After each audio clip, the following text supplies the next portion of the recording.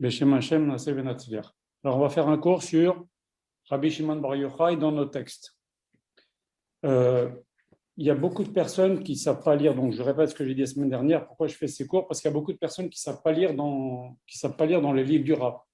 Donc, c'est pour ça que j'ai voulu faire ce cours-là, pour que les gens puissent un peu profiter des enseignements du Rav. Voilà.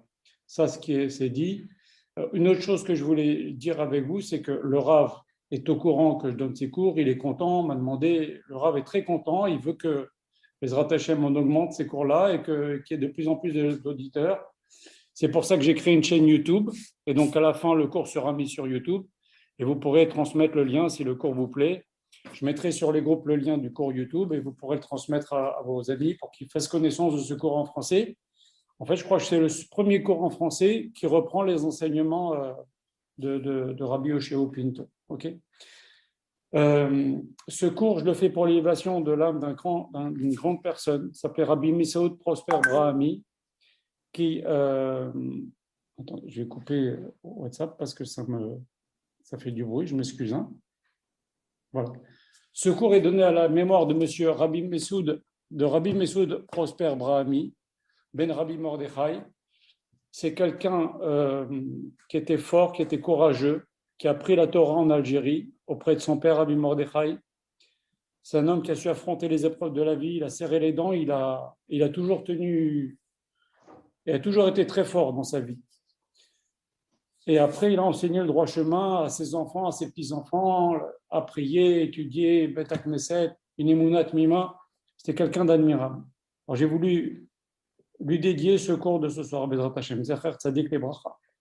On va essayer ensemble donc de voir dans nos textes le texte qui dit sur Rabbi Shimon Bar Yochai avec les éclaircissements, les approfondissements de Rabbi Yosheo Pinto que j'ai pris un peu dans ces livres. Pour l'instant, je laisse les micros fermés. À la fin, prenez note si vous avez des questions et à la fin, j'ouvrirai le micro, vous pourrez poser vos questions. Donc, le Rav, il faut savoir qu'il a écrit un livre très beau qui s'appelle Doresh Tov La'amo. Quand le Rav a été pendant 1 an en Galoute, il a écrit un livre qui s'appelle Doresh Tov La'amo qui parle que de Rabbi Shimon Bar Yochai. Et le cours que je suis en train de vous donner ce soir, Bezrat Hashem, est amplement inspiré de ce livre-là. Mais il en parle de Rabbi Shimon dans beaucoup de ses livres, le Rav, parce qu'il vit énormément avec Rabbi Shimon Bar Yochai. Bien sûr, le Rav il connaît très fort en Kabbalah, et bien sûr, Rabbi Shimon Bar Yochai, c'est la Kabbalah, on va en parler. D'accord? Je vais vous citer des textes de la Gemara, et en particulier des textes qui parlent d'événements majeurs dans la vie de Rabbi Shimon Bar Yochai. Mais ce n'est pas exhaustif. La Gemara, elle est pleine de phrases de Rabbi Shimon Bar Yochai. Mais si vous voulez, c'est des positions de Rabbi Shimon Bar Yochai sur telle et telle halakha. Je crois que ce qui nous intéresse ce soir, c'est d'approfondir un peu dans nos textes ce qu'il dit sur Rabbi Shimon, sa vie, les événements majeurs de sa vie, qu'est-ce qui s'est passé, et tirer les leçons, ce que le Rav tire comme leçon des événements de sa vie. Vous allez voir, c'est très beau. Alors, donc je vous dis, Rabbi Shimon Bar Yochai, le chasse, la Gemara est pleine de Rabbi Shimon Bar Yochai, mais donc c'est difficile de résumer en 40 minutes ce que dit la Gemara, ce que disent nos textes sur Rabbi Shimon Bar Yochai. Mais bon, on va essayer, j'ai fait un tri, disons. Je vais essayer aussi en même temps de donner au fur et à mesure les références dans le chasse où c'est marqué, pour que les hommes qui veulent lire dans la Gemara les passages que je vais citer maintenant peuvent lire, voir les commentaires, c'est intéressant. Voilà. On avait dit, je reprends juste où est-ce qu'on en était arrêté la semaine dernière. On avait dit que Moshe Rabbeinu, c'était le symbole de la Torah écrite. Rabbi Akiba, c'est le symbole de la Torah orale. On en avait parlé beaucoup la semaine dernière. Grâce à lui, la Torah orale a été transmise. Et on va voir que Rabbi Shimon Bar Yochai, c'est le symbole des secrets de la Torah.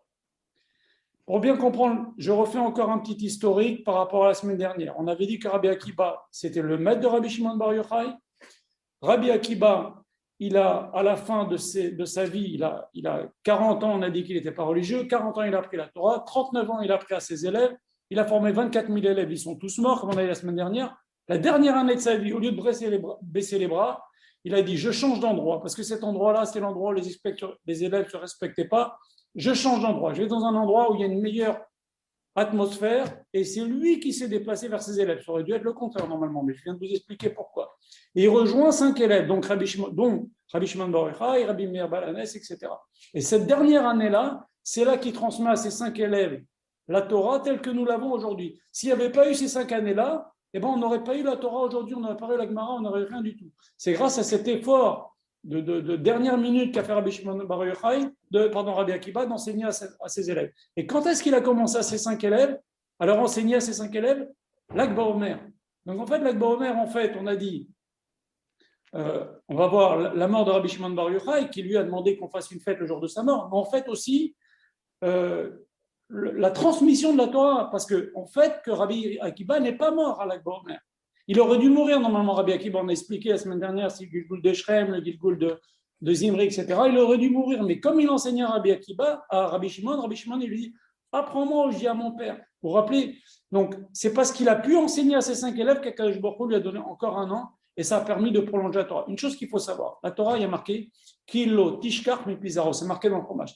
Hachem ne laissera pas que la Torah soit oubliée. Il y aura toujours un noyau de juifs qui transmettent la Torah. Donc Hachem, il a donné Kochot à Rabbi Akiba, qui avait lui-même beaucoup de Kochot, pour pouvoir transmettre la Torah, faire cette dernière transmission de dernière minute.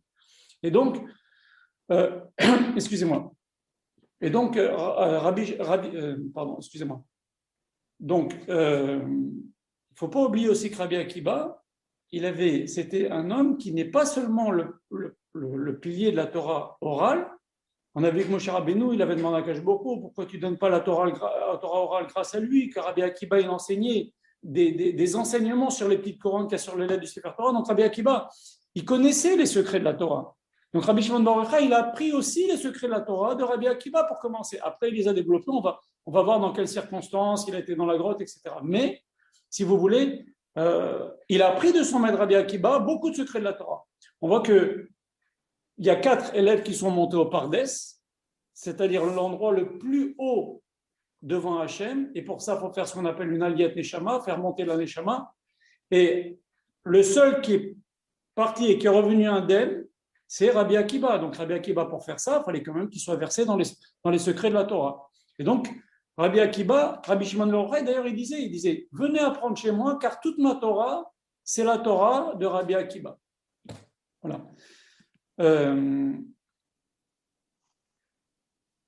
Mais Hachem, on a dit aussi la semaine dernière qu'il n'a pas voulu que Rabbi Akiba soit le transmetteur de la Torah orale, et ni le transmetteur des sodas de la Torah. Il fallait que la Torah écrite. Il fallait que pour la Torah écrite, ça soit versé et dit, transmis par Moshe Rabbeinu, et les sodas de la Torah, ça soit transmis par Rabbi Shimon Bar Yochai. Pourquoi? Parce que Rabbi Akiba, on avait dit que c'était un descendant de guerre. Rabbi Akiba descend d'Amalek. C'est grave à dire, mais c'est comme ça. Il descend de Sisra. Donc, Akadosh Baruch Hu n'a pas voulu que les secrets de la Torah soient dévoilés au monde par Rabbi Akiba. Ça se passe par son élève, par Rabbi Shimon Bar Yochai. Et donc, l'œuvre majeure de Rabbi Shimon Bar Yochai, c'est le Zohar HaKadosh. On ne peut pas te parler de Rabbi Shimon Bar Yochai sans parler du Zohar HaKadosh. Et en fait, c'est quoi le Zohar HaKadosh? C'est tous les enseignements, tous les secrets de la Torah. Et si on voit dans le Zohar HaKadosh, comment ça se passe? C'est Rabbi Shimon Bar Yochai qui est le maître, qui mène les débats, qui donne les enseignements à ses élèves. Et dans le Zohar HaKadosh, Rabbi Shimon Bar Yochai, il appelait Boutina Kadisha, c'est-à-dire la Ménorah sainte. C'est lui le maître et il a 9 élèves. Ils étaient au total 10. Et ils étaient assis en rond autour de lui. C'est pour ça, en rond en hébreu, ça se dit Hydra. Donc il y a le livre qui s'appelle le Zohar. Il y a aussi 2 autres livres ésotériques de secrets de la Torah qui s'appellent Hydra Zutra, Hydra Rabbah. Tout ça, c'était écrit par Rabbi Shimon Bar Yochai. En fait, par son élève, un des 10 qui s'appelait Rabbi Abba, qui était le sofer, qui écrivait. Donc il y avait Rabbi Shimon Bar Yochai qui était le maître. Et il y avait 10 élèves. Parmi les élèves, il y avait Rabbi Elazar, le fils de Rabbi Akiba, de Rabbi Shimon Bar Yochai, excusez-moi. Rabbi Abba qui était le sofer, Rabbi Issa, Rabbi Yitzhak, Rabbi Chizkia, Rabbi Chia, Rabbi Amnuna Saba, etc. Donc au total, il y avait 9 élèves. À la fin, avant que Rabbi Shimon Bar Yochai, il n'en restait plus que 7. Donc les élèves s'asseyaient comme ça autour de lui, et Rabbi Shimon Bar Yochai donnait ses enseignements, il lui posait des questions, et c'est comme ça que le Zohar HaKadosh a été écrit, par Rabbi Abba qui écrivait.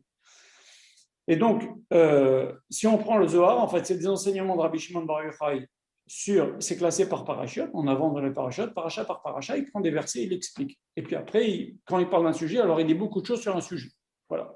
Et aussi des questions que les élèves posent à Rabbi Shimon Bar Yochai. On voit que Rabbi Shimon Bar Yochai, il donne des réponses vraiment très profondes, d'ailleurs, c'est difficile à comprendre le Zohar. Voilà. De toute façon, une chose est sûre, nos Chachamim nous disent que, comme la Gemara, le Zohar, c'est que les hommes, comme la Mishnah Gemara, le Zohar aussi, c'est que les hommes, et quelqu'un qui veut se verser dans les secrets de la Torah, il doit d'abord avoir une connaissance, bien entendu, dans toute la Torah écrite, mais surtout dans la Torah orale.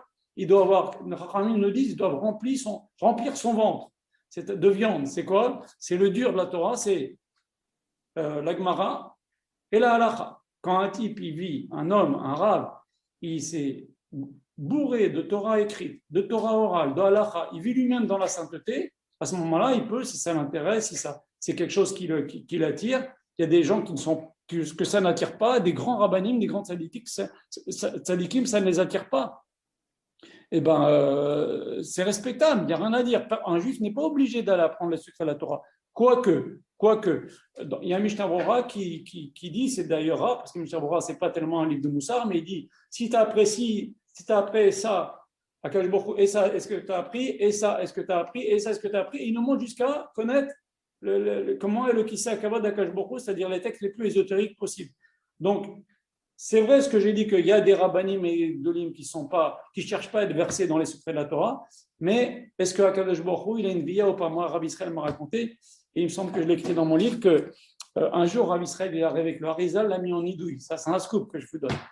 Le Harizal a mis Rabbi Israël en idouille. Et pourquoi? Parce que Rabbi Israël n'apprenait pas la Kabbalah. Il ne voulait pas apprendre la Kabbalah.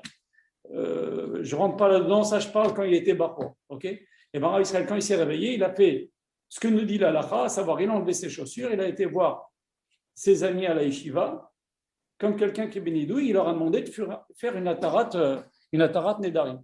Bon, ceci pour vous dire que si un homme, en tous les cas, veut se verser dans les secrets de la Torah, il doit être un homme érudit, en Torah Shibirtav, en Torah Shibéalpé, en halacha, un homme qui respecte bien la halacha et qui lui-même vit dans la sainteté, c'est-à-dire ce qu'on appelle Kadesh Atzmecha Bemutarla. On va voir maintenant dans la paracha de cette semaine Kodoshim.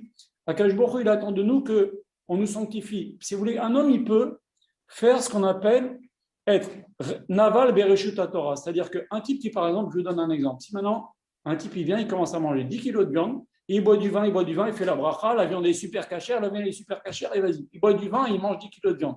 Il n'a rien transgressé. Il va faire la bracha rishona, la bracha haona, la viande est cachère, il n'a rien transgressé. Akadosh Baruch Hu n'aime pas les gens comme ça. Ça s'appelle naval, un homme dégoûtant, bereshut Torah, mais qui respecte quand même la halacha. Un juif doit chercher à s'élever, c'est, comme on va dire, au début de Parashat Kedoshim, qu'on va dire sur Shabbat, le premier Rashi dit, quand Akadosh Baruch Hu nous dit Kedoshim tiyu, soyez saints, Rashi dit Kadesh asmecha bemutarlach. Essaie de te sanctifier, même dans des choses qui sont permises, ne les fais pas. Élève-toi, fais un peu de chumrah, essaye d'avoir une vie élevée, essaye de travailler ton sommeil, essaye de travailler ton alimentation, essaye de t'améliorer. Vous comprenez? Et donc, quand quelqu'un il essaye de s'élever comme ça, alors il peut prétendre, il a donc sous ce bagage que j'ai dit avant, il peut prétendre à vouloir apprendre le Zohar Kadosh. Et donc, dans le Zohar Kadosh, très souvent, on voit que l'Aneshama de Moshe Rabbeinu venait, c'est un scoop aussi ça, l'Aneshama de Moshe Rabbeinu venait et s'adressait à Rabbi Shimon Bar Yochai et à ses élèves. Et ces passages-là où c'est l'Aneshama de Moshe Rabbeinu qui parle dans le Zohar, ça s'appelle Roé Neheman. Roé Neheman, c'est le berger fidèle. Moshe Rabbeinu, c'est le berger fidèle, berger de Ham Israël. Donc, plein d'endroits dans le Zohar, c'est l'Aneshama de Moshe Rabbeinu qui vient et qui parle. Voilà. Comment on a retrouvé le Zohar? C'est des petites choses que les gens ne savent pas, mais c'est quand même pas mauvais de le savoir. Comment on a retrouvé le Zohar? Alors, il y a différentes. Il n'y a pas une version sûre et certaine. Il y en a qui disent qu'un jour, un rave est parti faire des courses. Le commerçant, c'est un goy, il a emballé ce qu'il a acheté dans une feuille de papier. Il rentre chez lui, il voit la feuille de papier avec plein de choses écrites. Il va montrer ça à son rave. Son rave, il dit, mais c'est des choses, des secrets de la Torah, ça. Il lui dit, va vite acheter toutes les feuilles. Et il demande au goy, c'est quoi ces feuilles? Tu les as eues? Je les ai trouvées comme ça. Alors, à savoir, il a trouvé et c'était le Zohar Kadosh. Il a trouvé ça quelque part, caché, peut-être dans son grenier, à savoir, on ne sait pas. Et donc, comme ça, ils ont récupéré en Espagne, ce que je vous dis, ils ont récupéré donc en Espagne ce secret-là, peut-être qui était de maître à élève, etc., depuis Rabbi Shimon Bar Yochai, mais c'était caché, ce n'était pas dévoilé. Ce n'est pas comme nous, on peut aller dans la librairie du coin et nous acheter un Zohar Kadosh. Ce n'était pas comme ça. Jusqu'à encore 500 ans, ce n'était pas comme ça. Et ce n'est pas tout. Quand le Zohar a été, on va dire, connu, son existence a été connue par tout le monde, pas étudié, mais connu par tout le monde. Il y a beaucoup de Chachamim, des grands de la Torah, qui se sont opposés à ce qu'on fasse des impressions du Zohar et que tout le monde puisse lire dans le Zohar, etc. Pourquoi?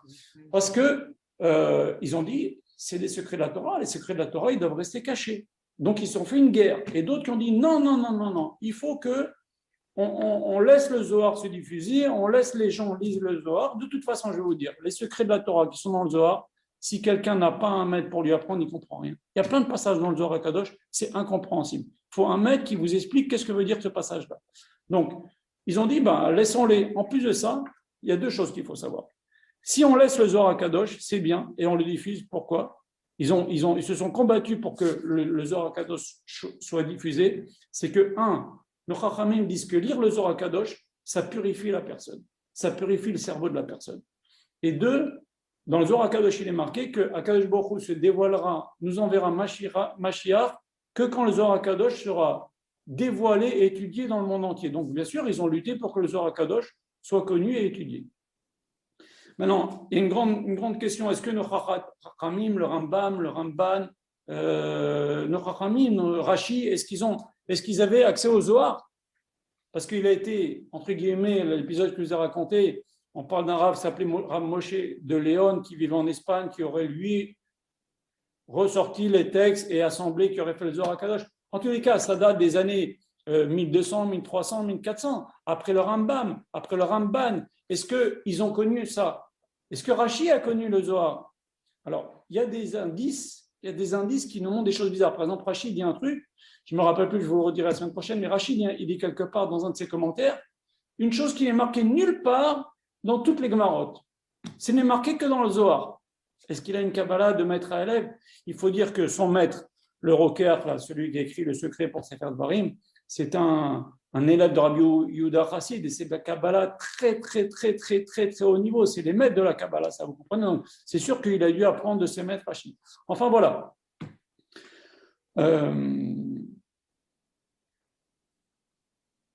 Alors, le Rav dit une chose très importante. Il dit que un juif, c'est bien, le Harizal, il dit qu'un juif, il doit lire au moins 5 pages de Zohar Kadosh, même s'il ne comprend pas. Comme quelqu'un, il lit Tehillim, il ne comprend pas. Eh bien, lis le Zohar Kadosh, même si tu ne comprends pas. Ce n'est pas grave. Pourquoi? Parce que le Zohar Kadosh, comme on a dit, purifie le cerveau. Le Rav, il a dit, il n'y a pas longtemps, il a dit, tu sortirais avec un costume qui a pas, tu mets tous les jours pendant 3 ans et tu sors dans la rue, il pue le costume, tu sortiras avec, les gens, ils s'éloigneraient de toi. Il dit, ta tête, elle a été bourrée des choses pas bien, des choses pas bien que tu as lues, des choses pas bien que tu as vues. Tu ne vas pas nettoyer ça avec le Zohar Kadosh. C'est recommandé. De même que Tehillim purifie le cœur, le Zohar Kadosh purifie le cerveau. Et le Mikvé purifie le corps. Donc ça, c'est important. C'est important de lire le Zohar, même si on ne comprend pas. Voilà. Encore une chose, pour terminer l'introduction, dans la halacha, quand il y a une marloquette entre l'Agmara et le Zohar Kadosh, la halacha suit l'Agmara. L'Agmara, c'est ça, et c'est plus fort que le Zohar pour la halacha. Maintenant, il y en a qui expliquent ceci ainsi, de cette façon-là. Ils disent que le Zohar Kadosh, c'est la Torah qui est, si vous voulez, c'est les secrets des mondes supérieurs. Et ces secrets des mondes supérieurs, on vivra avec quand Mashiach va venir. Donc, pour l'instant, c'est vrai, le Zohar, on ne le suit pas pour la halakha, mais peut-être qu'on le suivra plus tard. Quoique, il y a des exceptions.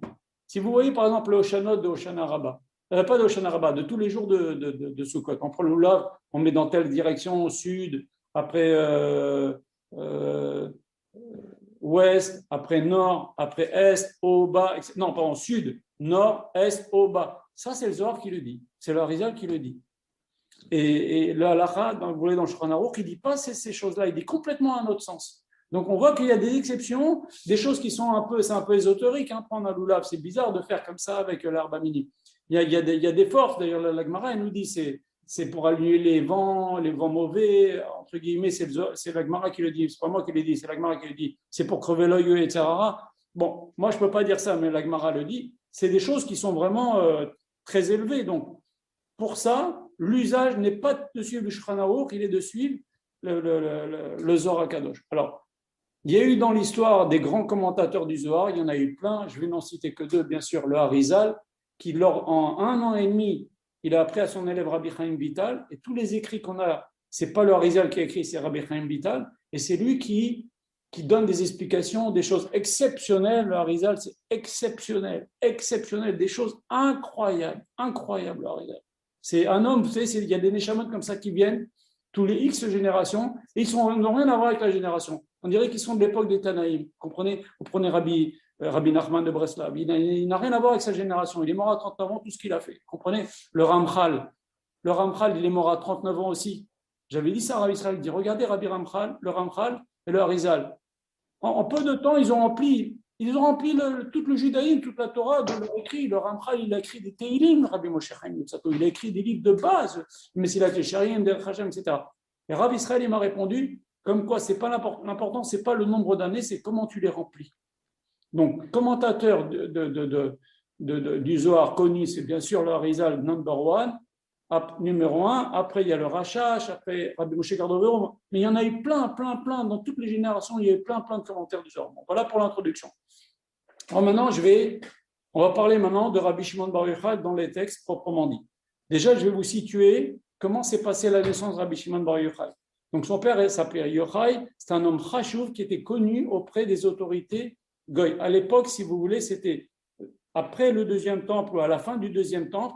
Qui dominait, c'était les Romains. Rabbi Akiba, il a vécu la destruction du deuxième temple. D'ailleurs, il a été avec Bar Korba, vous savez, une cinquantaine d'années plus tard, il était Rabbi Akiba, il a cru que Bar Korba, c'est le Mashiach, etc. Donc, on parle de la fin du deuxième temple. Rabbi Akiba, Rabbi Shimon Bar Yochai, il est à peu près à cette époque-là. Ou après le deuxième temple, mais pas longtemps, peut-être 5 ans, 10 ans.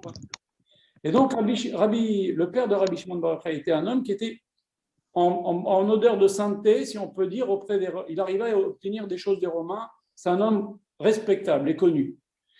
Et sa mère s'appelait Sarah. Et la mère de Rabbi Shimon Bar Yochai, la pauvre, elle était mariée depuis très longtemps.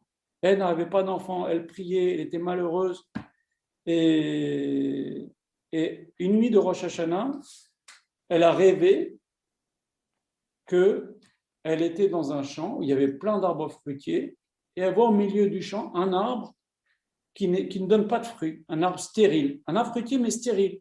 Et elle voit une personne en blanc comme ça qui vient et qui verse de l'eau à la base de l'arbre et d'un seul coup, il pousse des fruits extraordinaires sur l'arbre. Et ça, c'est la nuit de Rosh Hashanah, c'est pas rien des rêves de la nuit de Rosh Hashanah.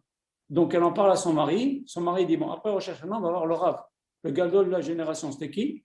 Rabbi Akiba, il était déjà Rabbi Akiba.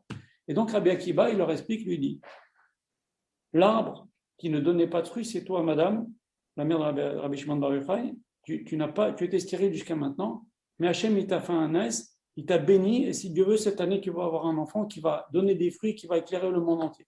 Et c'est ce qui s'est passé à la Rabbi Shimon Bar Yochai. Deuxième texte que je veux vous dire, c'est que nos Chachamim nous disent que dans Télim, on va lire le Télim de Shavuot. Moshe Rabbeinu, il y a marqué dans Télim de Shavuot, Alita Lamarom, Moshe Rabbeinu, tu es monté au ciel, dans le ciel, pour recevoir la Torah. Shavita Shevi, tu as pris une capture.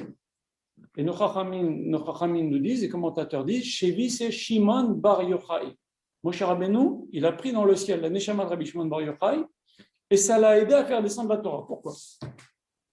Le Rav raconte souvent cette histoire-là. Il pose la question suivante, le Rav, il dit, vous savez que quand Moshe Rabbeinu a voulu prendre la Torah, les anges y ont dit à Kadosh Baruch Hu, Tenu odecha ala shamayim, donne ta splendeur au ciel. Alors, ça veut dire, ne donne pas la Torah au Bnei Israël. Alors, Moshe Rabbeinu, il a eu peur, il a dit, comment je vais faire? Je vais jamais pouvoir prendre la Torah.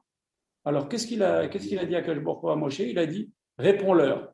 Et donc, Moshe Rabbeinu, il a pris la Neshama, il leur a dit aux anges, il leur a dit, dites-moi, il y a dans la Torah, il est marqué, tu ne convoiteras pas, vous convoitez, vous, tu ne tueras pas, vous tuez les anges, je suis éternel, tu es sorti d'Égypte, vous êtes sorti d'Égypte, tu respecteras le Shabbat, vous respectez le Shabbat.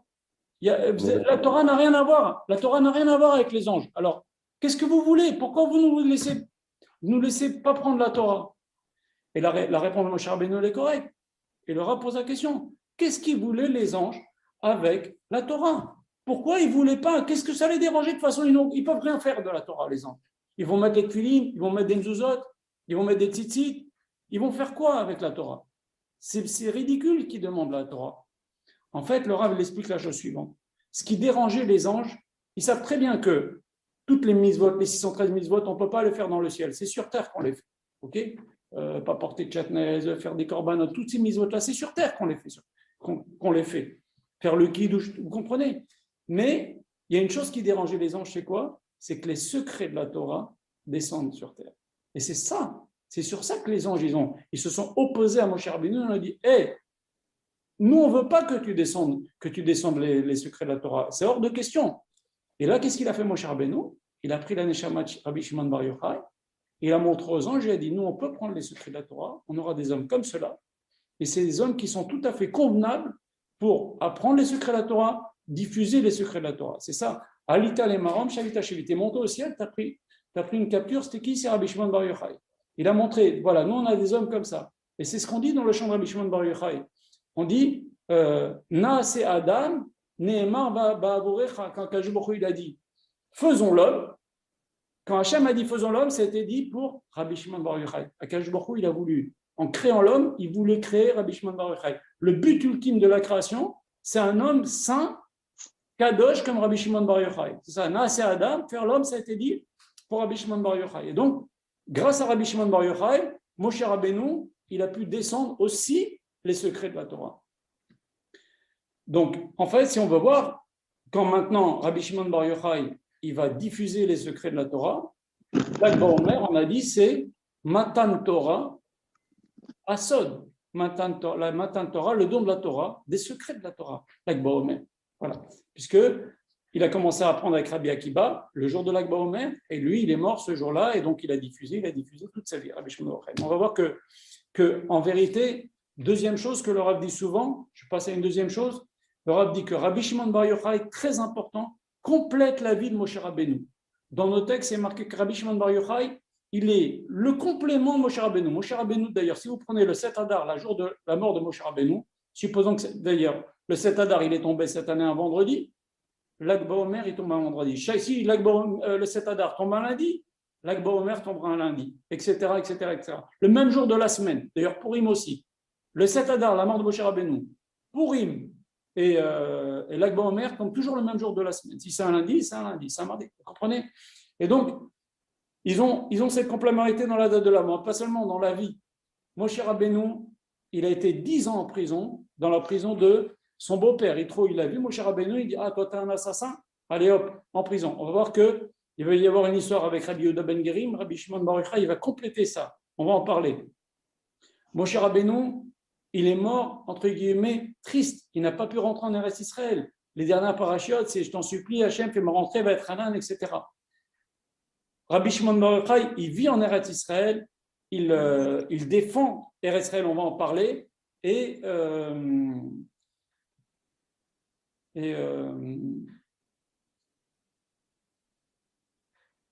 si vous voulez, Rabbi Shimon Bar Yochai, il a eu aussi la chance d'avoir un enfant tzaddik. Moshe Rabbeinu n'a pas eu des enfants comme il voulait. Donc, dans plein de points, Rabbi Shimon Bar Yochai complète la vie de Moshe Rabbeinu. Donc, en fait, aussi, on comprend pourquoi il a pris son âme là-haut, quand il est parti pour prendre la Torah. Il complète sa vie. Donc, je vais vous lire quelques textes, d'accord? Excusez-moi, je n'ai pas prévu mes lunettes. Je vais chercher mes lunettes, je m'excuse.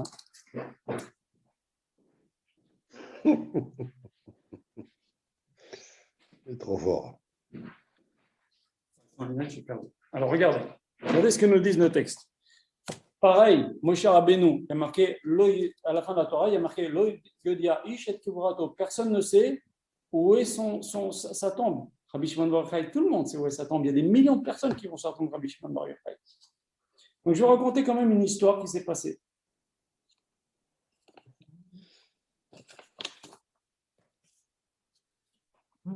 Alors, écoutez. Dans le Zohar HaKadosh, il est marqué l'histoire suivante. Que, je vous lis, un jour, Rabbi Shimon Bar Yochai, je vous fais une traduction simultanée, il a vu que le monde était obscurci. Il a dit à son fils Rabbi Elazar, il dit, viens, on va voir, qu'est-ce que HaKadosh Baruch Hu veut faire? dans le monde. Ils sont sortis et ils ont vu un malach qui ressemblait à une très grande montagne et dont il sortait de la bouche du feu. Alors Rabbi Shimon bar Yochai, il a dit à cet ange-là, Mabata la Sotleolam, qu'est-ce que tu viens faire dans le monde? Il a dit l'ange, je viens détruire le monde parce qu'il n'y a pas 60 sadikim vivants dans la génération. Et Akadosh Baruch Hu, il a dit, c'est comme Sodome et Gomorrha, s'il n'y a pas 30 sadikim vivants, je détruis tout. Et donc Akadosh Baruch Hu, il a envoyé ce malin. Rabbi Shimon bar Yochai, il a dit à l'ange, il a dit, je te demande que tu montes vers Akadosh Baruch Hu et tu lui dis la chose suivante. Bar Yochai vit dans le monde. Le malach, il est monté devant Akadosh Baruch Hu. Il a dit à Akadosh Baruch Hu, tu sais ce qu'il m'a dit Rabbi Shimon bar Yochai? Il lui a dit, Akadosh Baruch Hu, il lui a dit, il a dit à l'ange, allez, retourne, détruis le monde. Et n'écoute pas Rabbi Shimon bar Yochai. Quand l'ange est descendu une nouvelle fois, Rabbi Shimon bar Yochai lui dit, qu'est-ce que tu viens faire? Il lui dit, Akadosh Baruch Hu m'a dit de ne pas t'écouter. Il m'a dit de détruire le monde. Alors Rabbi Shimon bar Yochai, il lui dit, écoute-moi bien. Si tu ne remontes pas et tu arrêtes cette mission-là qu'Akadosh Baruch Hu t'a donnée, je te fixe entre le ciel et la terre, tu ne pourras plus jamais bouger. Il faut avoir la force de parler comme ça. Hein. Voilà. Alors, et quand il est monté, et ce qu'Akadosh Baruch Hu, il a dit, parce qu'il n'y a pas 30 hommes, alors je vais détruire le monde. Alors, dis à Akadosh Baruch Hu que sur le monde, il y en a 10 tzadikim, et parmi les 10, il y a moi et mon fils. D'accord? Et on va voir après que même dans un autre texte, que Rabbi Shimon bar Yochai, il a dit, moi, Rabbi Shimon bar Yochai, en parlant de lui, je peux enlever le din qu'il y a sur le monde depuis le jour de ma naissance. Et mon fils, Rabbi Elazar, si on est les deux ensemble, on peut enlever le din qu'il y a sur le monde depuis la création du monde. Et si on rajoute avec nous Rabbi Yotam ben Yoziaou, on peut enlever le din jusqu'à la fin du monde. Alors vous posez la question, quoi, Rabbi Shimon bar Yochai, il peut protéger le monde du din que depuis le jour de sa naissance. Rabbi Elazar, depuis la création du monde. Le Rabbi pose la question. Alors Rabbi Elazar, il peut faire des milliers et des milliers d'années. Il peut pardonner Noach, il peut pardonner la tour de Babel, il peut pardonner Caïn Babel, il peut tout pardonner. Non, c'est que quand deux tzadikim ils sont ensemble, ils ont une capacité de protection énorme. Et quand il y en a trois, encore. Donc Rabbi Shimon bar Yochai, regardez comment il se permet de parler. Et si on voit, le Rabbi a posé la question. Abraham Avinu, quand il arrive à 30 tzadikim, il a dit, bon, ok, Akadosh Baruch Hu, ok, il n'y a pas 30 tzadikim, fais comme tu penses. Rabbi Shimon bar Yochai, même 30, il dit, il y a moi et mon fils. Il y en a 10. Il est plus fort qu'Abraham Avinu. Alors le Rav, il répond comme ça. Il dit, il y a une très grande différence. Rabbi Shimon bar Yochai, il avait avec lui le Koach de Moshe Rabbeinu qui l'a accompagné toute sa vie. Comme je vous ai dit, ensemble, leurs neshamot sont liés. Donc quand Rabbi Shimon bar Yochai dit quelque chose qui a l'air d'être plus fort qu'Abraham Avinu, oui, pourquoi? Parce qu'il a avec lui Moshe Rabbeinu. Vous comprenez? Ça, c'est la force de Rabbi Shimon bar Yochai. Il a avec lui Moshe Rabbeinu. D'ailleurs, je vous ai dit, Moshe Rabbeinu, il va venir très souvent dans la Chevraya Kadisha, c'est dit tzadikim, Rabbi Shimon bar Yochai et ses 9 élèves, il va venir parler avec eux. Donc Rabbi Shimon bar Yochai, c'est Rabbi Shimon bar Yochai et Moshe Rabbeinu, ils étaient tout le temps ensemble. Il avait avec lui toute sa vie la force de Moshe Rabbeinu avec le Rabbi Shimon bar Yochai. C'est pour ça qu'il arrivait à faire ces choses-là. Vous comprenez? Je vais vous lire encore maintenant un autre texte, très, très fort. Alors, il faut bien retenir. Okay, ce texte-là, elle est dans la Gemara, Avodah Zara, page 2. Excusez-moi.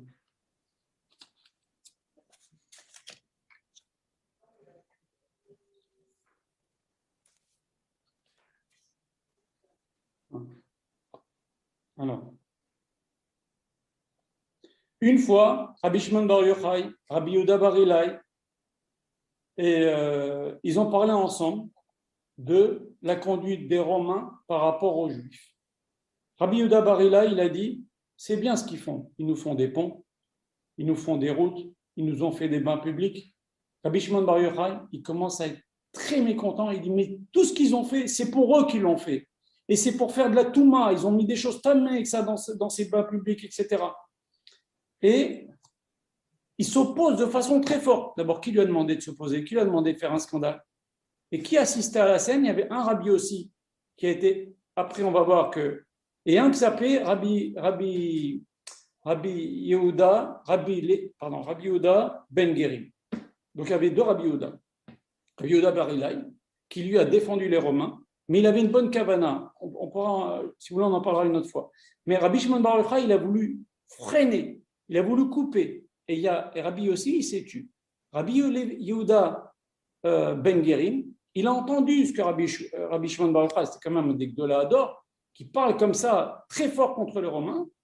Il a raconté à quelqu'un, pas aux Romains, il a raconté à quelqu'un. Seulement, il n'a pas fait attention à qui il a raconté, et c'est ça sa faute. Et ce quelqu'un, il a raconté aux Romains. Les Romains, ils ont mis un avis de mort de Rabbi Shimon Bar Yochai, et ils l'ont cherché partout pour le tuer. Au début, Rabbi Shimon Bar Yochai s'est caché dans un Beth Midrash à Lod, et sa femme venait lui donner à manger, à lui et son fils. Ils étaient les deux cachés dans un Beth Midrash. Après, il s'est dit, ils vont prendre ma femme, ils vont lui faire des tortures, elle va nous dire, on va se faire tuer. Il n'a pas dit à sa femme où il allait. Il s'est trouvé une grotte, il s'est caché là-bas pendant 12 ans. Comprenez? Alors, le Rav pose la question, pourquoi Rabbi Shimon Bar Yochai a fait une guerre tellement contre les Romains?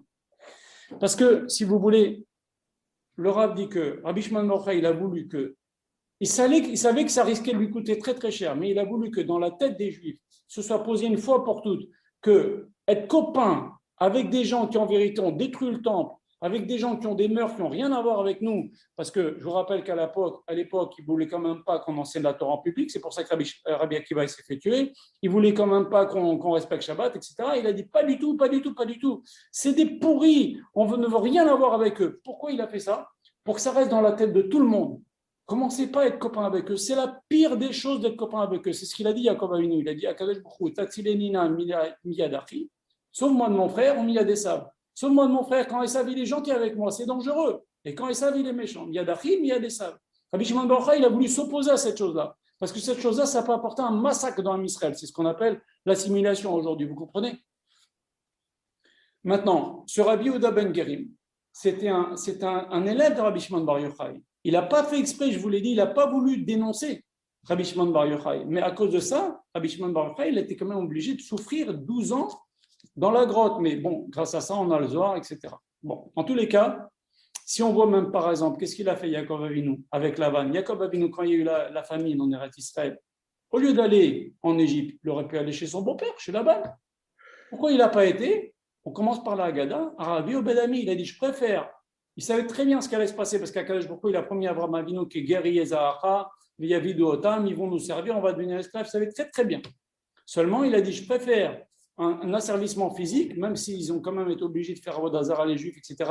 Il y en a plein qui sont morts, hein. Il y a 12 millions de Juifs qui sont morts en Égypte. Mais il a dit, vaut mieux ça que d'être copain avec Lavan. Lavan, il peut nous fracasser en étant copain. En étant copain, on fait glisser les gens. Vous comprenez? Notre Rabbi Yehuda Ben Gerim, on voit que c'est un élève de Rabbi Shimon Bar Yochai, et un jour, c'était quand même un homme important, puisque Rabbi Shimon Bar Yochai, il a envoyé son fils Rabbi Elazar chez Rabbi Yehuda Ben Gerim prendre une bracha. Et Rabbi Yehuda Ben Gerim, il lui fait une bracha à Rabbi Elazar. Rabbi Elazar, il rentre, il est tout perturbé de la bracha de Rabbi Elazar Ben Gerim. Rabbi Yehuda Ben Gerim, il lui dit, mais pourquoi t'es comme ça? Il lui dit, mais il ne m'a pas fait des brachot, il m'a fait des klalotes. Qu'est-ce qu'il t'a dit? Il t'a dit, que je sème et que je ne récolte pas, que je vends de la marchandise et que je ne reçoive pas l'argent, et que ma maison soit détruite et que la table soit à l'envers.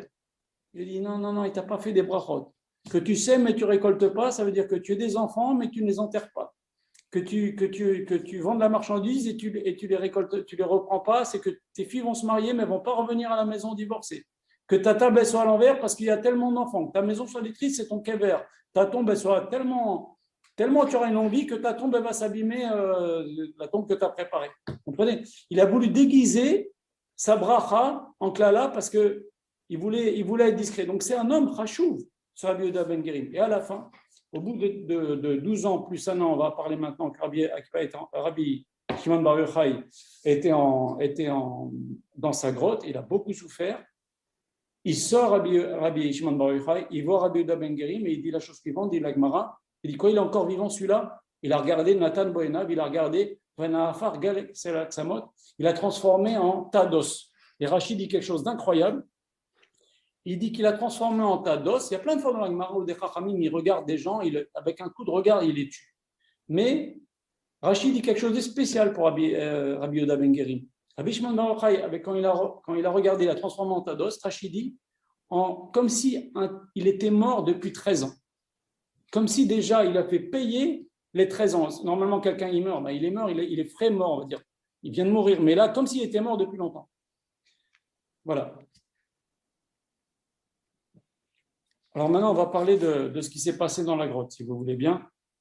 C'est quand même important de savoir ce qui s'est passé. Dans le texte de Bar Yochai, on dit Moshav Tov Yashavta. Bon, je vais vous le dire oralement. Il est donc arrivé dans cette grotte. Akash Baruch Hu lui a fait un S. Il lui a fait pousser un caroubier. C'est un fruit qui normalement pousse tous les 70 ans et une source d'eau. Et on peut poser la question, comment ça se fait qu'on dit dans Bar Yochai Moshavta Yashavta? Tu sais, là où tu étais bien dans la grotte, 12 ans plus 1 an, c'était super. Moshavta Yashavta, tu étais dans un super endroit. Alors, le Rav, il a expliqué comme ça, il dit, des fois, un homme, il va passer une période difficile de sa vie. Mais cette période difficile de sa vie, elle va être constructrice, non seulement pour lui, et pour ses enfants, et pour toutes les générations. Donc, si Rabbi Shimon Bar Yochai, il n'avait pas été dans la grotte, on n'aurait pas eu le Zohar, on n'aurait pas appris tout. Parce que dans la grotte, Eliyahu Hanavi venait 2 fois par jour pour lui enseigner la Torah. Et donc, d'ailleurs, quand il est sorti de la grotte, Rabbi Shimon Bar Yochai, il est parti chez son beau-père Rabbi Pinchas ben Yair, qui est un des plus... Et Rabbi Pinchas ben Yair, il a vu la peau de Rabbi Shimon Bar Yochai. Alors, je vous explique. Rabbi Shimon Bar Yochai, pour ses habits, ne s'abîme pas. Qu'est-ce qu'il faisait? Il utilisait ses habits, lui et leur habit, que pour la tefila. Et tout le reste du temps, il se mettait dans le sable jusque-là.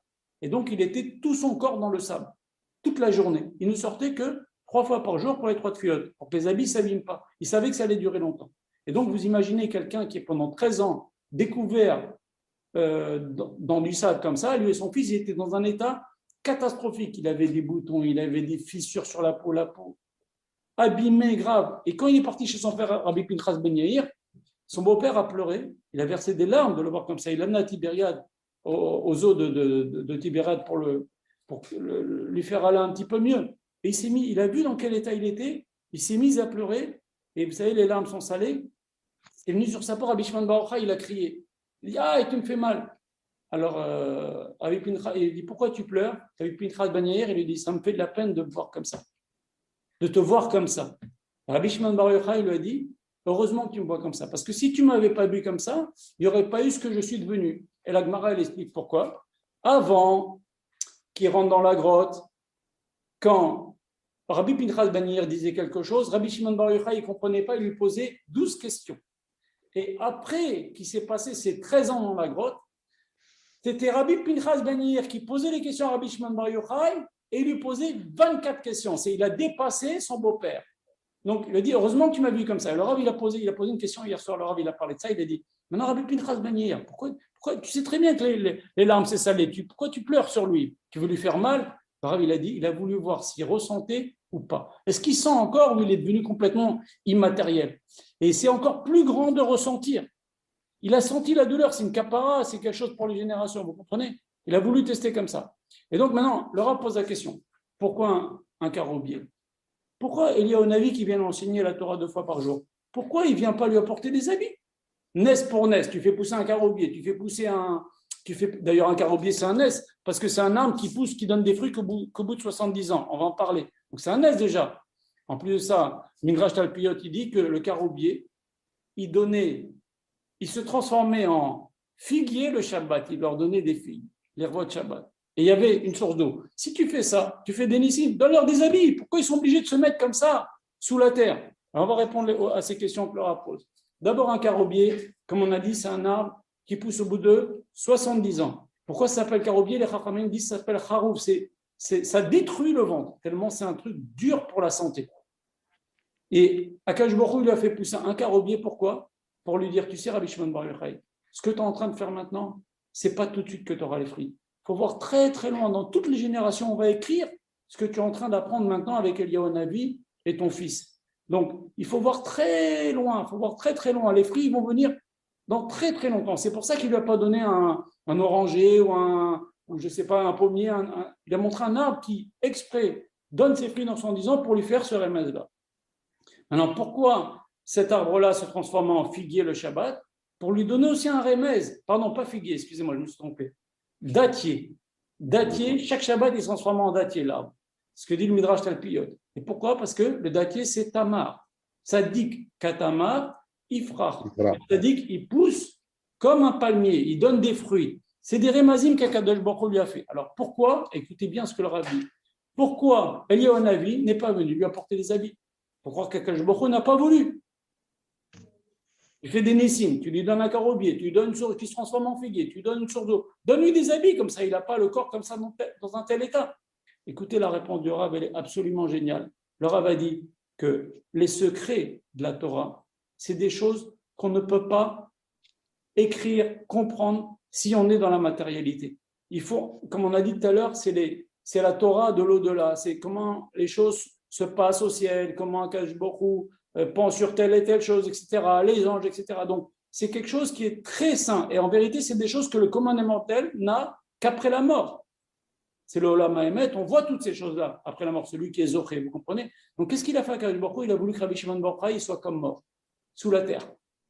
Et qu'il n'y a que quand on est comme ça, comme mort, qu'on peut accéder à ces secrets de la Torah. Comprenez? Comme quelqu'un de mort qui a accès à tout ce qui se passe dans le ciel. Il était déjà dans l'Olam Haemet sur terre. C'est pour ça qu'il a voulu, Akadosh Baruch Hu, il a laissé se faire enterrer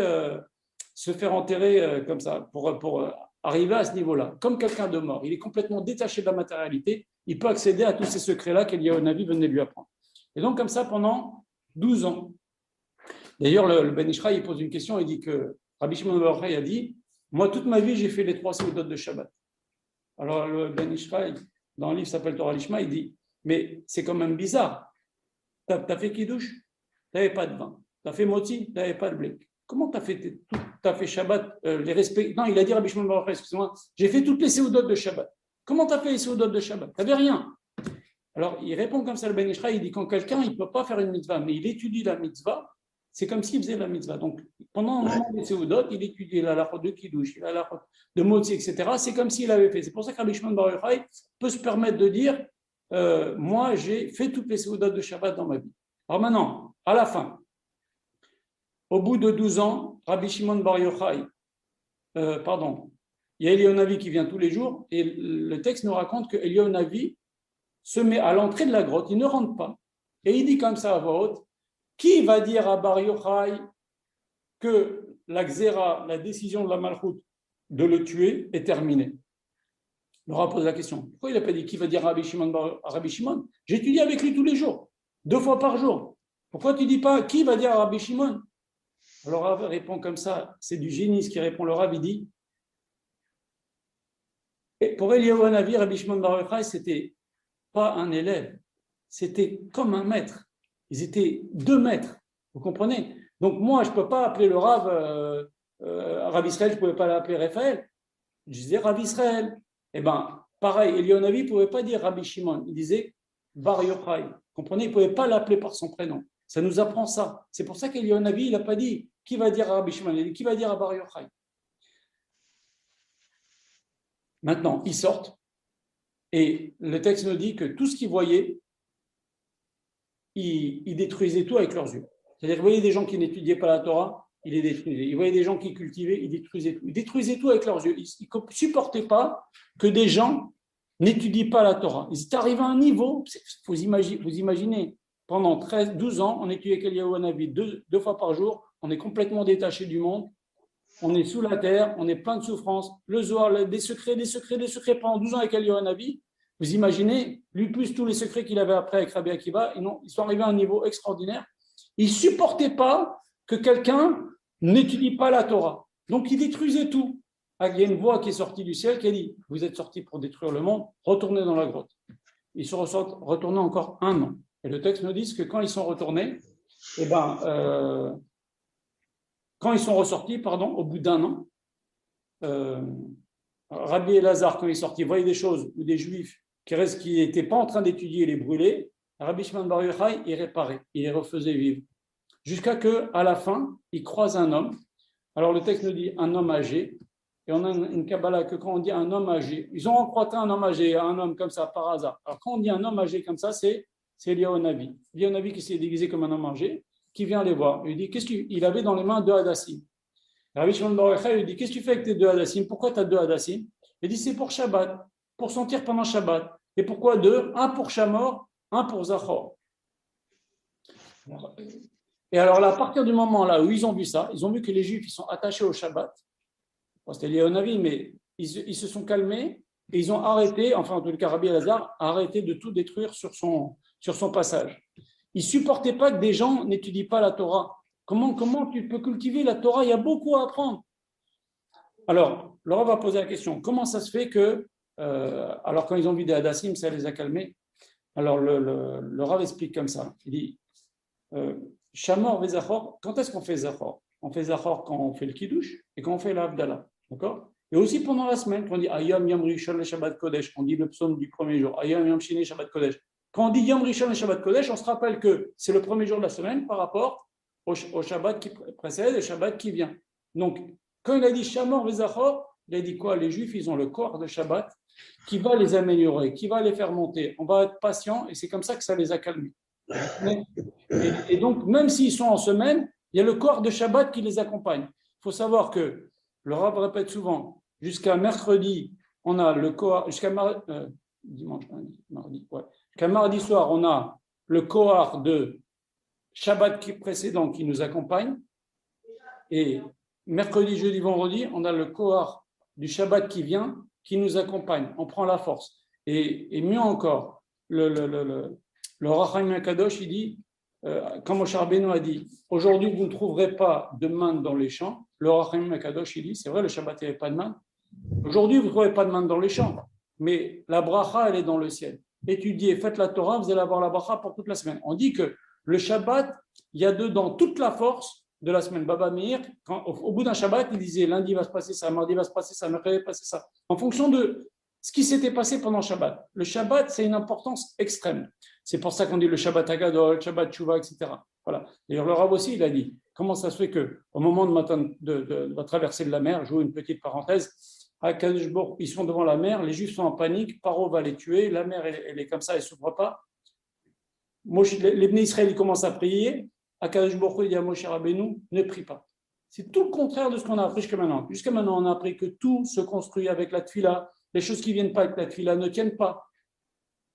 Et là, maintenant, Kadeshbourg, il dit à Moshe Rabbeinu, ne prie pas, c'est tout le contraire. Alors en vérité, le Rav dit, entre-temps, il s'était passé Shabbat.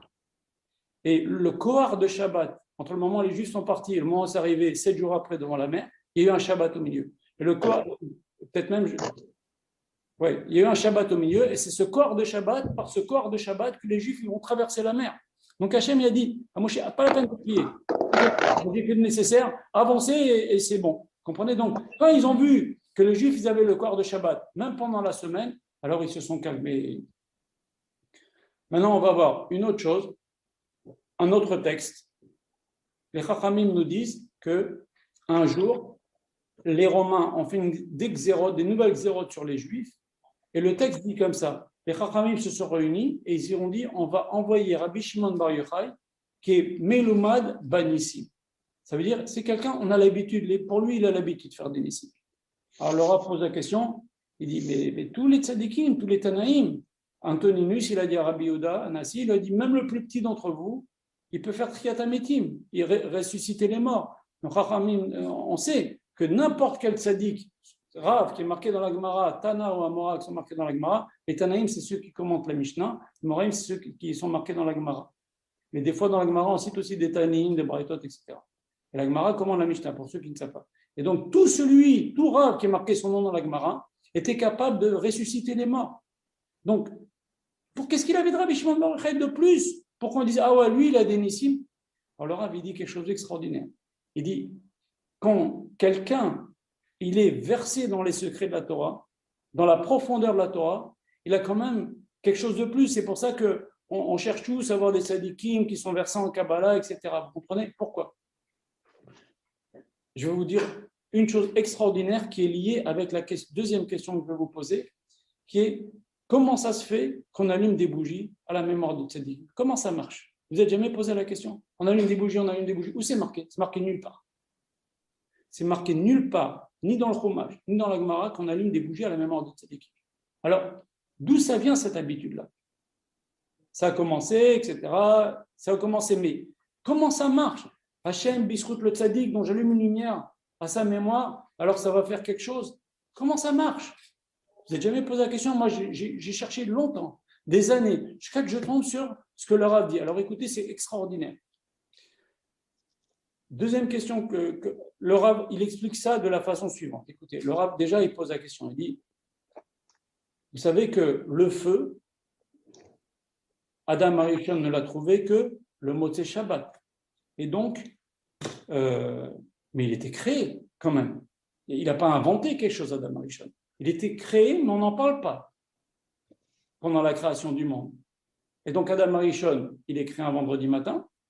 Il y a les 12 heures de la journée en heures zmaniot. Après, il y a la nuit de Shabbat, il faute dans la journée, juste avant l'entrée de Shabbat. S'il n'avait pas fauté, il aurait fait kidouche sur le fruit défendu et tout aurait été super. Malheureusement, il a fauté. Il est jugé, c'est Rosh Hashanah, etc. Et on rentre dans Shabbat tout de suite derrière. Et ce Shabbat-là, Hachem, il a fait un précède. Pour pas qu'il panique Adam Rishon, il a fait la nuit entière, il faisait jour. Comme la nuit de la sortie d'Égypte, c'était une nuit entière où il faisait jour. Et donc, le lendemain, c'est Shabbat. Donc, on a un total de 36 heures. De vendredi matin à samedi matin, ça fait 24 heures, jusqu'à la sortie de Shabbat, encore 12 heures, ça fait 36 heures. Je parle en heures zmaniot. En heures zmaniot, la journée elle est divisée en 12 heures de jour, 12 heures de nuit. Bref, Motzei Shabbat, il commence pour la première fois de sa vie à faire nuit. Adam Arishon est en panique. Il y a marqué qu'Akadosh Baruch Hu, il a donné une chorma, une bina spéciale à Adam Arishon. Il prend 2 pierres, il les frotte et il crée le feu. Alors le Rav dit comme ça. Il dit le feu, il est en potentiel. Mais jusqu'à qu'Akadosh Baruch Hu, il vient, il dévoile cette chose qui était cachée, le feu, et bien il n'a pas su, ça n'existe pas. Ça n'existe pas, il ne savait même pas que ça existait lui-même. Mais pourtant, il était en potentiel. Vous comprenez? Il n'a pas fait une création, Adam Arishon. Hachem, il a créé déjà le fait que quand on frotte 2 pierres, ça va donner du feu. Mais Adam Arishon, il ne le savait pas jusqu'à ce qu'Akadosh Baruch Hu le lui dévoile. Akadosh Baruch Hu lui a dévoilé quelque chose de caché. Ben, le Rav, il dit qu'on allume une bougie, c'est la même chose. Qu'est-ce qui se passe? Un homme, il a une épreuve. Il a un souci.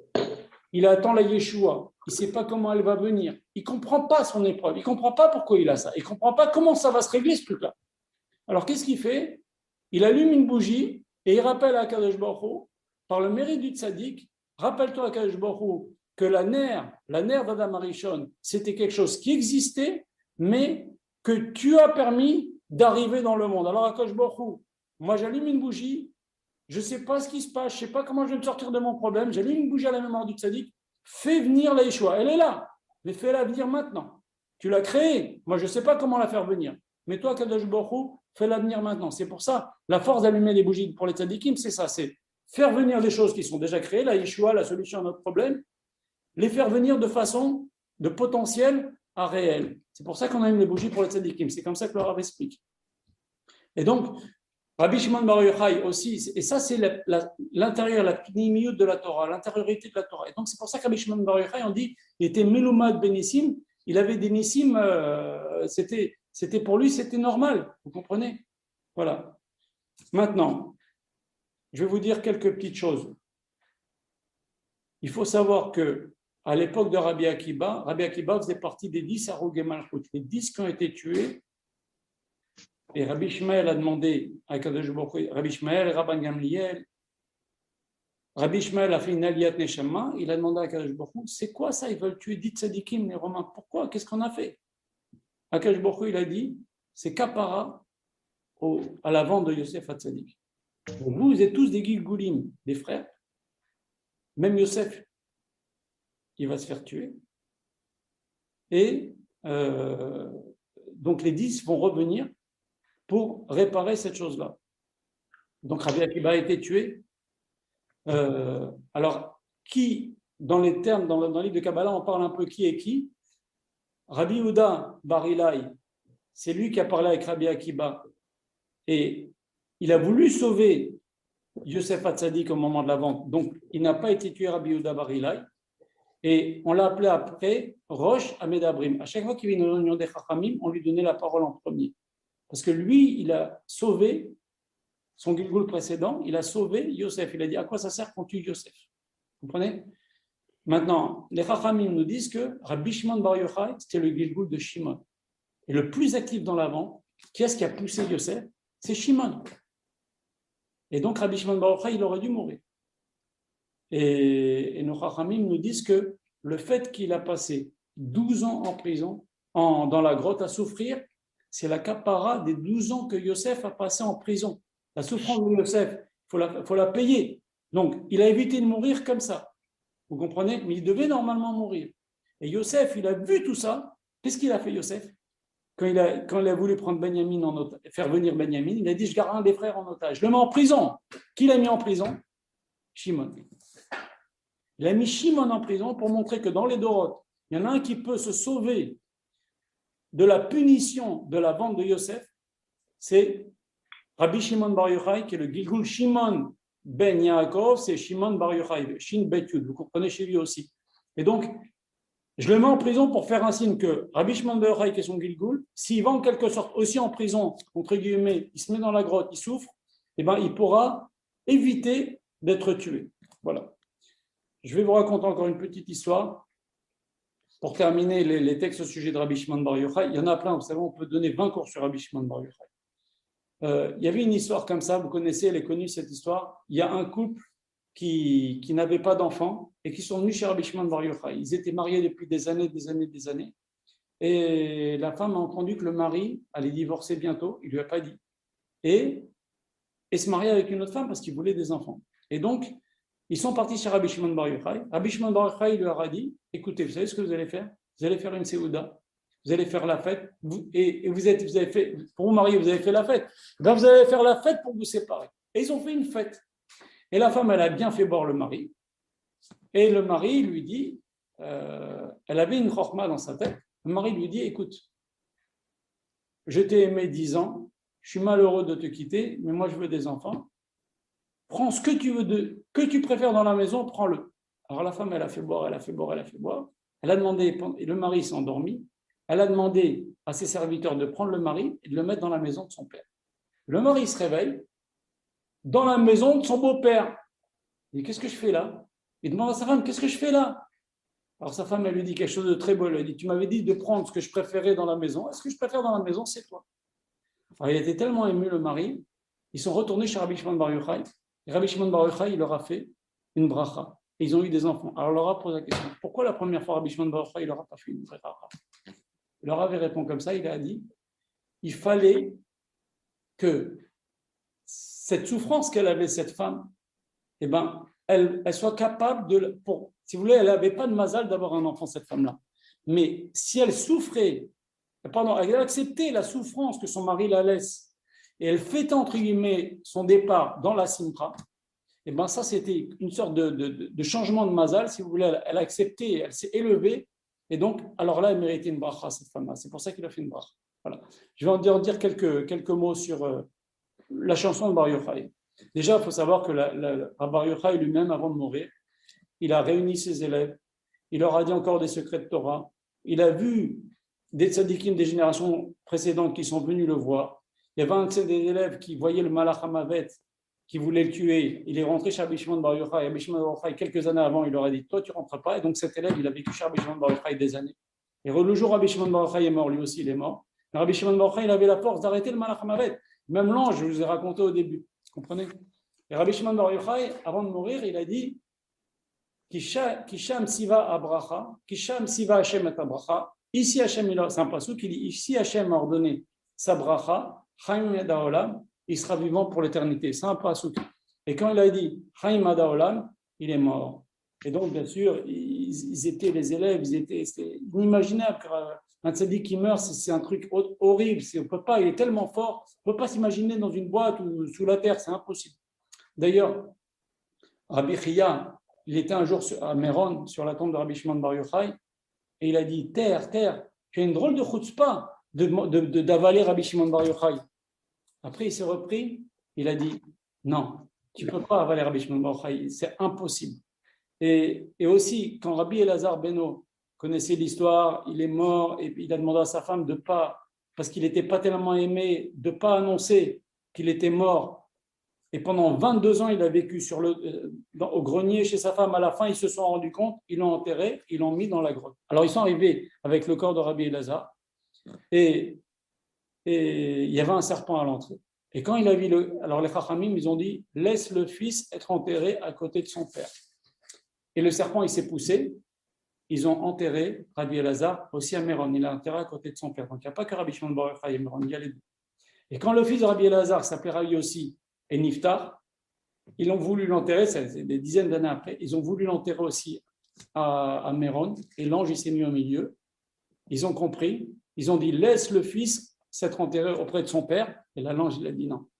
Alors ils se sont dit quoi, Rabbi aussi, il n'est pas aussi fort que Rabbi Elazar. Alors il y a une Bat-Kol qui est sortie, tout ça c'est le texte de l'Agmara, qui a dit c'est pas que Rabbi aussi il est moins fort que Rabbi Elazar, mais Rabbi Elazar il a le tsar de la grotte. Le tsar, cette souffrance-là de 12 ans, plus 1 an, 13 ans de la grotte, ça fait qu'il a un niveau que son fils, même s'il était aussi grand que lui en Torah, il ne peut pas être enterré à côté de lui. Vous comprenez?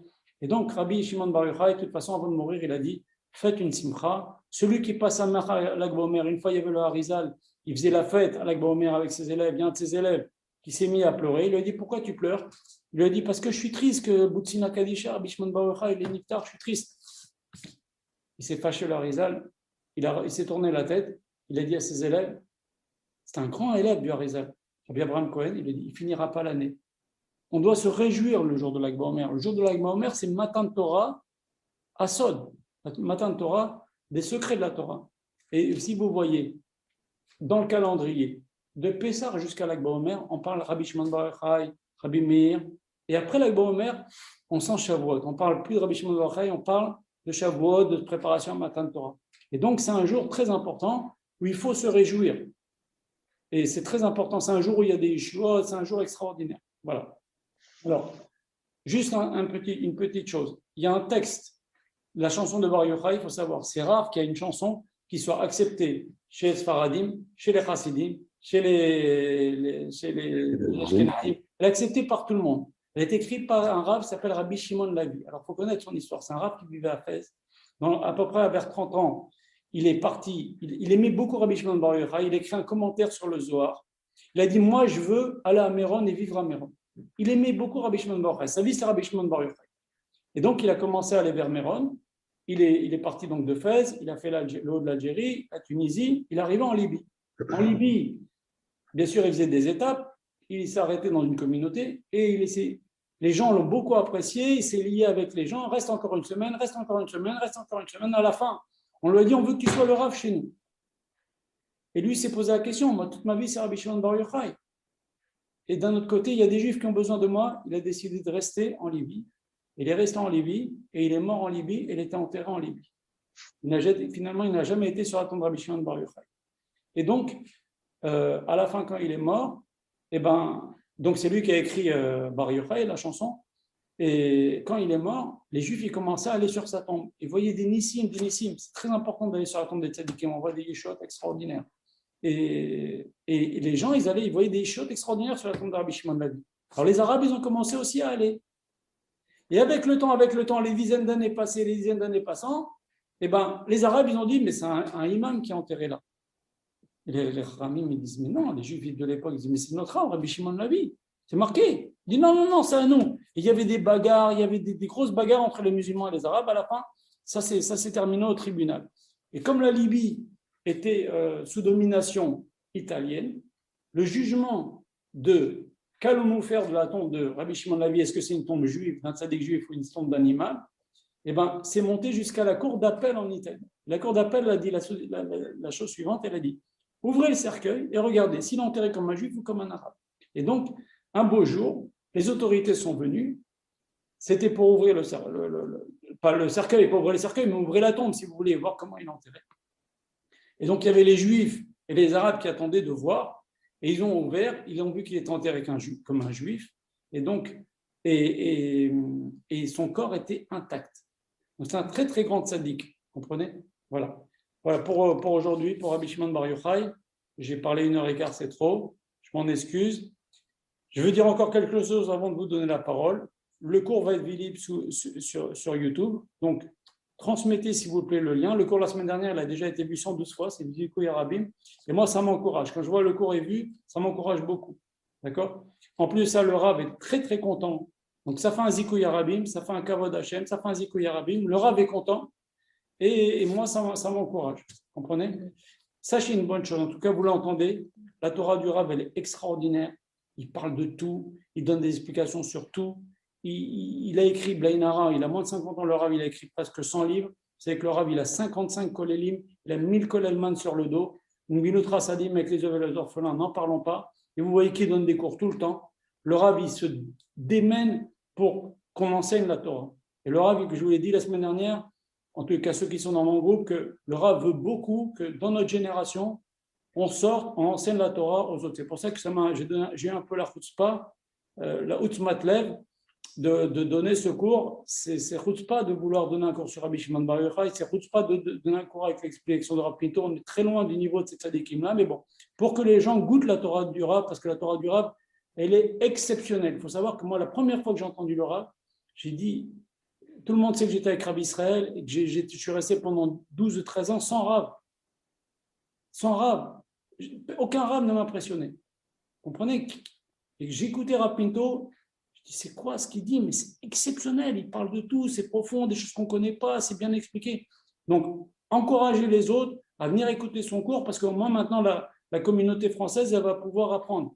Le Rav, il dit, courage, et en hébreu, on dit Utzmatlev. Il explique même ça, le Rav. Il dit, pourquoi on ne dit pas le courage, c'est dans la tête, c'est pas dans le lèvre. Il dit non. La tête, c'est le sechel. Le sechel, il a peur. Il a peur qu'il arrive quelque chose. Si tu fais ça, tu vas trop loin, il va y avoir des histoires, ça ne va pas être bien, tu vas avoir des problèmes. La tête, le sechel, il met des limites. Le cœur, il va avec largesse. Alors, il faut Utzmatlev pour se mettre à expliquer les cours de Rav Yoshua Pinto. Donc, Bishop Rabbi Shimon Bar Yochai, je vous souhaite à tous une bonne semaine, beaucoup de nachat, beaucoup de brachot, que il exauce tout ce que demande. Bishop Rabbi Shimon Bar Yochai, Rabbi Shimon Bar Yochai, Bismach Halalav, Béchat. Amen. Amen. Merci pour ce cours, c'est super. Très enrichissant. Toda rabba. Shavua tov, Shavua tov. Toda rabba. Toda rabba.